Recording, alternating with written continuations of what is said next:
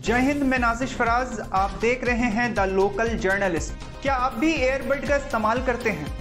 क्या आप भी इलेक्ट्रॉनिक गैजेट्स के दीवाने हैं? अगर ऐसा है तो ये खबर आपको जाननी ज़रूरी है। पिछले दिनों एक खबर निकल के आई कि टर्किश लेडी के कानों में एयरबड एक्सप्लोड करने से वो लेडी ज़िंदगी भर के लिए बहरी हो गई। जी हाँ, टर्किश लेडी को वो हेडफोन उसके पार्टनर ने गिफ्ट किया था। लोकल एयरबड नहीं था, वो सैमसंग कंपनी का एयरबड था, जो लंबे समय के इस्तेमाल करने की वजह से उसके कान में फट जाता है और वो महिला हमेशा के लिए बहरी हो जाती है। अगर आप भी एयरबड का इस्तेमाल करते हैं तो आपको ये जानना बहुत ज़रूरी है कि किस तरह से उसका इस्तेमाल करें। दरअसल आज के इस डिजिटल ज़माने में इलेक्ट्रॉनिक गैजेट्स हमारे ज़िंदगी का एक अहम हिस्सा बन चुका है। कई सारे फ़ोन्स में ऑडियो जैक के सिस्टम अब नहीं रहे।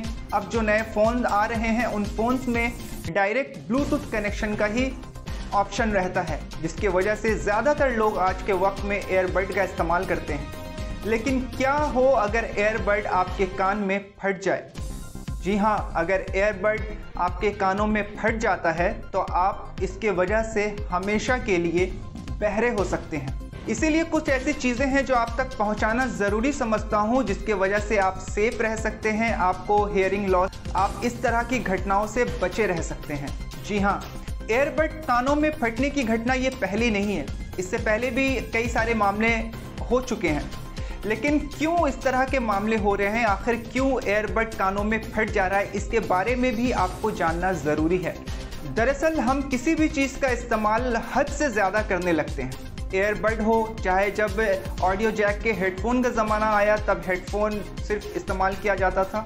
भले ही ऑडियो केबल वाला हेडफोन हो या ब्लूटूथ वाला हो, किसी भी चीज़ का इस्तेमाल अगर आप ज़रूरत से ज़्यादा करेंगे तो वो आपको नुकसान ही पहुंचाएगा। खासकर ऐसे इलेक्ट्रॉनिक गैजेट्स जो ब्लूटूथ डिवाइस होते हैं, उनमें ज़्यादा नुकसान होने का ख़तरा है। अगर आप इस तरह की घटनाओं से बचना चाहते हैं तो 3 चीज़ें आपको हमेशा फॉलो करनी होगी।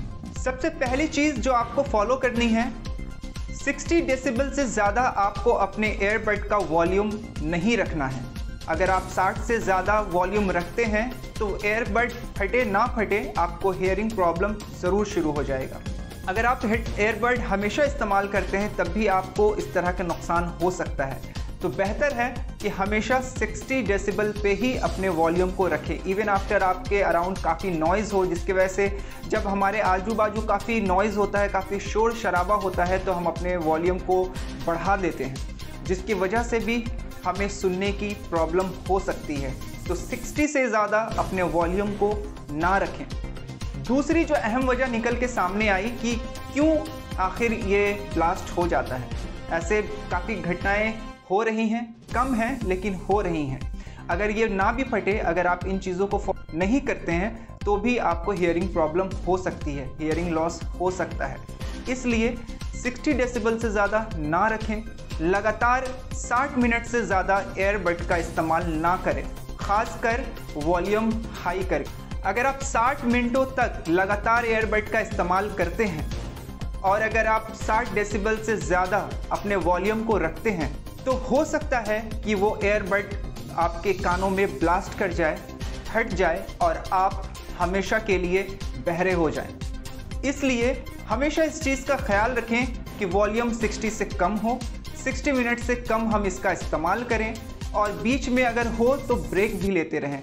फॉर एग्ज़ाम्पल, आप 30 मिनट इस्तेमाल करने के बाद 5 मिनट के लिए आप एक ब्रेक लें, हटा दें, बंद कर दें, ताकि आपको हियरिंग लॉसेस का सामना नहीं करना पड़े।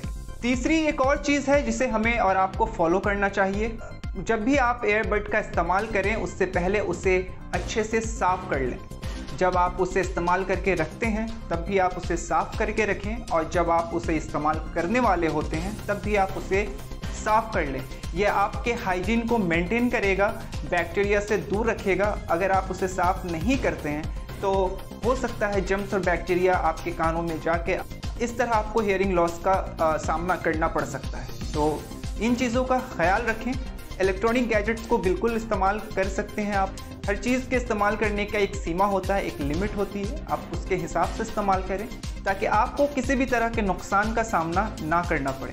फिलहाल के लिए इतना ही। देश, दुनिया और राज्य के अन्य खबरों के लिए बने रहें द लोकल जर्नलिस्ट के साथ। देखते रहें द लोकल जर्नलिस्ट। धन्यवाद।